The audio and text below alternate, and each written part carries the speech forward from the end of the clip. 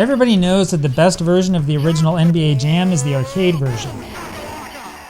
Even though it's been 32 years now, this game is still just as much fun today as it was back then. But sometimes you really want to play one of the home console versions. Wild shot!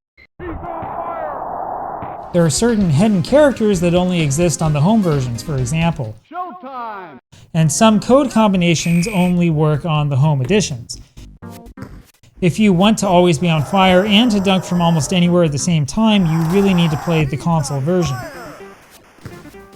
Now, as strange as this might seem, there are also reasons to want to play the original NBA Jam instead of Tournament Edition.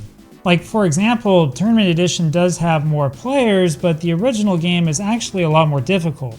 You can't make substitutions at halftime, for example.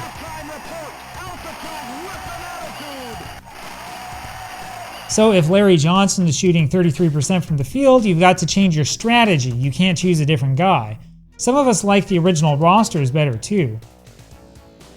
Anyway, like I said, the arcade version is the obvious choice, especially if you're emulating on something like the Steam Deck. But sometimes you just want to play the console version.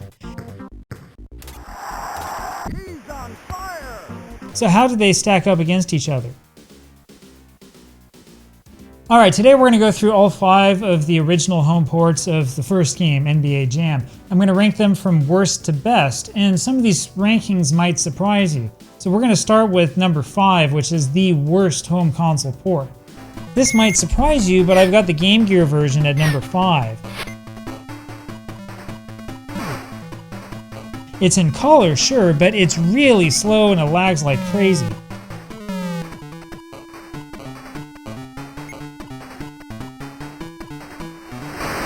The graphics are awful, but I mean, you would expect that.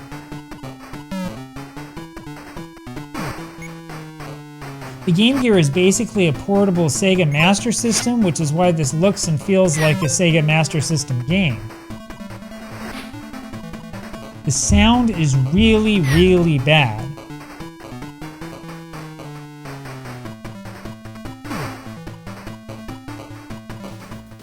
But that's not even the worst part. You see, the worst part about the portable versions of the original NBA Jam is how the controllers were laid out. The Game Gear version was basically impossible to control. If you're not familiar with it, here's a picture of the original NBA Jam arcade machine. When you look closely, you can clearly see that there are 3 buttons for every player.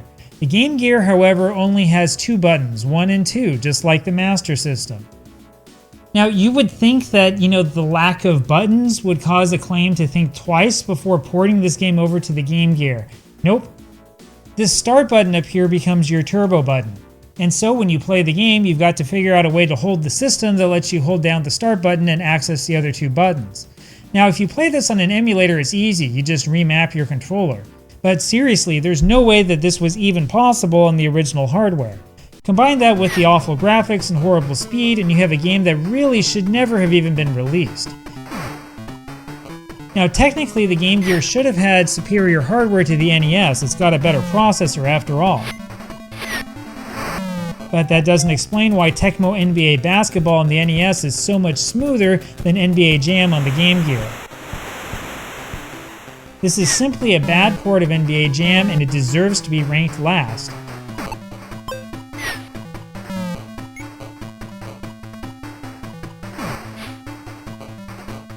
And this says it all. The iguana at the start flips you off. Or maybe he's flipping the system off, I can't tell. And next up, not too far ahead of the Game Gear version, is the other portable version, and many of you might have thought this one would wind up in last place. I'd love to know what genius at Acclaim looked at the original Game Boy and thought that it could handle NBA Jam. I mean, this game is really, really rough. It's smoother than the Game Gear version, probably because there's no color to worry about. And the best thing I can say about it is that the dunks really are pretty cool. I mean, the player almost jumps out of the screen to make the dunk. Everything else is really bad, however.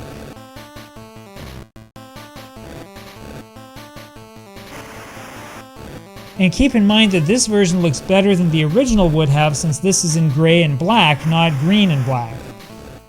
Of course, the Game Boy also only had 2 buttons, as you know. This forced Acclaim to come up with a very similar creative solution to what they did for the Game Gear. Actually, on the original large Game Boy, the problem is even worse. Look at how far away the start button is from the A and B buttons. And since the old model Game Boy was so large, it was difficult to hold the system while playing this game. Well, I know that from experience this time. You see, when I was a kid, I had an old-fashioned Game Boy and I had NBA Jam Tournament Edition. My parents got it for me one of those years, I don't know, I was like 11. Anyway, it was really hard to finish even a single game. Having the start button be turbo and having to control it like that, it just doesn't work. But like I said, the Game Boy version is a little bit smoother. I will give it credit for that. Now, the other annoying thing is that the portable versions don't have a battery save feature. You have to enter in a password every time you want to continue your game.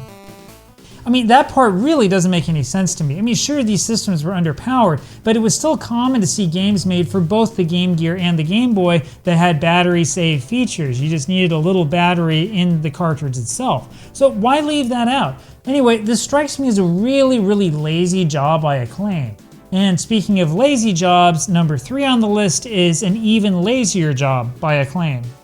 If you have never played it, you would expect the Sega CD version of NBA Jam to be one of the best.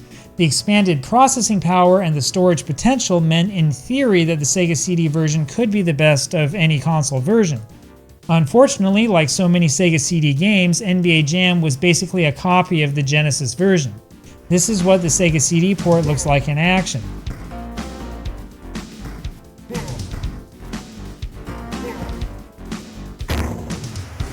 And for comparison, here's the Genesis port. Ugly shot. The graphics are exactly the same. Now, if you listen, you can hear the difference.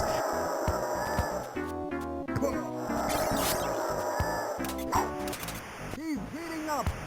The Sega CD version has CD quality music, though I would argue the music is up way too high in the audio mix. But other than that, there's seriously no reason to get the Sega CD version.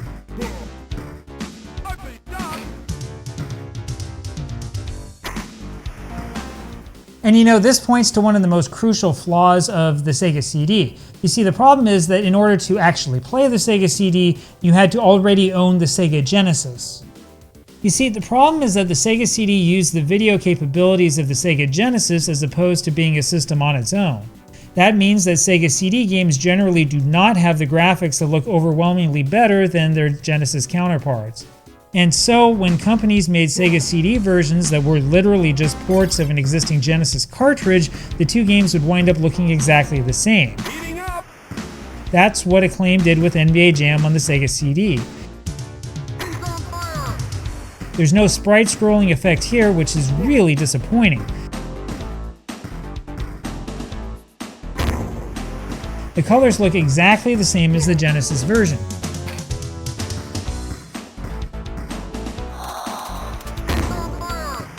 Really, the only difference is the sound.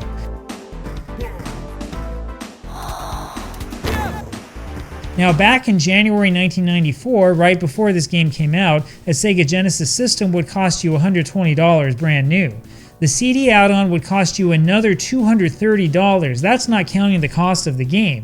In other words, you're paying an extra $230 for sound that is marginally better. Plus, you get all sorts of slowdowns between screens since this is a CD game after all.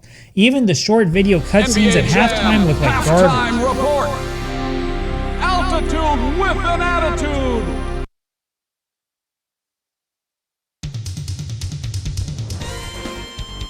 They are not any better than the Sega Genesis version, which also has the same color issues.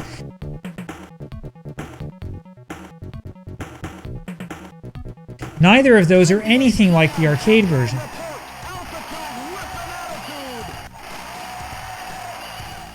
Anyway, I've rambled on enough about the Sega CD version. The point is that I don't see any reason to play that version of the game over the 16-bit ports, which are also more common, easier to buy, cheaper. Speaking of which, we've only got 2 games left and 2 slots left, so which game do you think just missed the #1 spot? As much as I love the Super Nintendo, this version of NBA Jam is clearly inferior.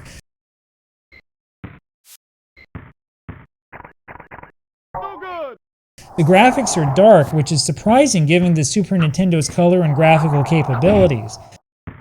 The sound is really bad, especially the announcer. You will notice that there's no music for some strange reason. I mean, the music isn't necessarily important, but it's not clear why it's missing. Now, I don't want to be too negative about the Super Nintendo version. I mean, it actually is a really good game. In fact, all of these games are really fun when you get down to it, and that includes the Game Gear version. But there are some things about the Super Nintendo version that really do stand out. For one thing, it's the fastest version.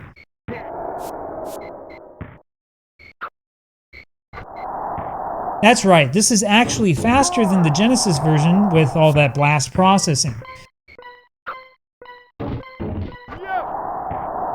The controls are also really good.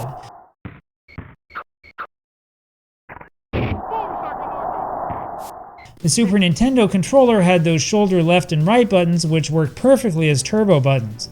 Overall, the feel to this game is really smooth and it's a ton of fun to play.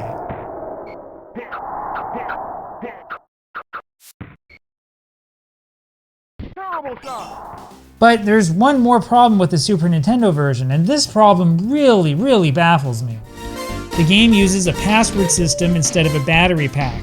Now, I guess this is helpful if you want to use a password list and just skip through the game, but it's really bizarre that a 16-bit system would require you to use a password to save your progress.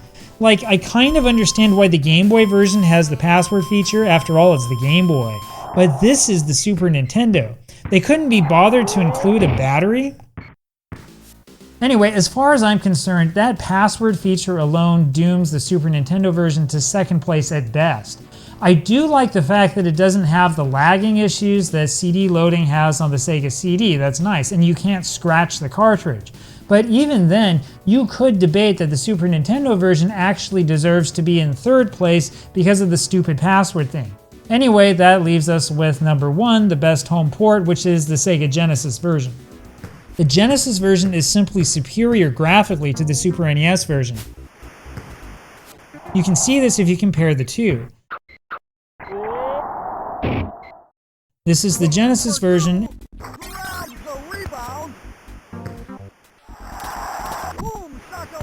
and this is the Super Nintendo version.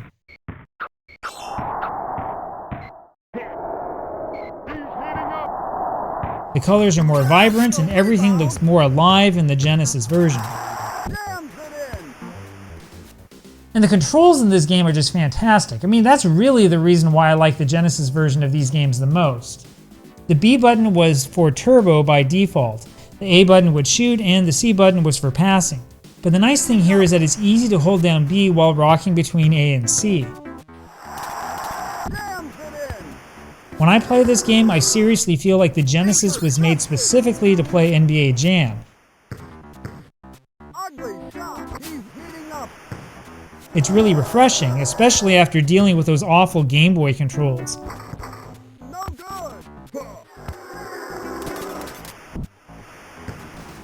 And best of all, imagine this, the Sega Genesis version actually comes with like a battery save feature, so you don't have to use the passwords.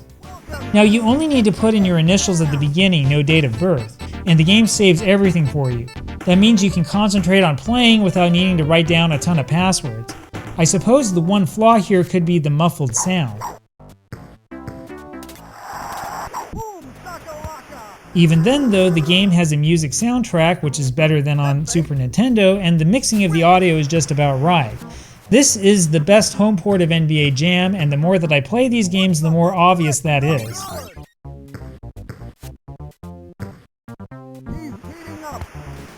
But of course, it's not perfect. And then there was NBA Jam Tournament Edition as well, which had a ton of different ports. Anyway, stay tuned. I'm going to do one of these videos as well for the various ports of Tournament Edition. We'll see if the Sega Genesis version can maintain its crown, or if there's a better version than that. So we'll talk about that a little bit later. See you then.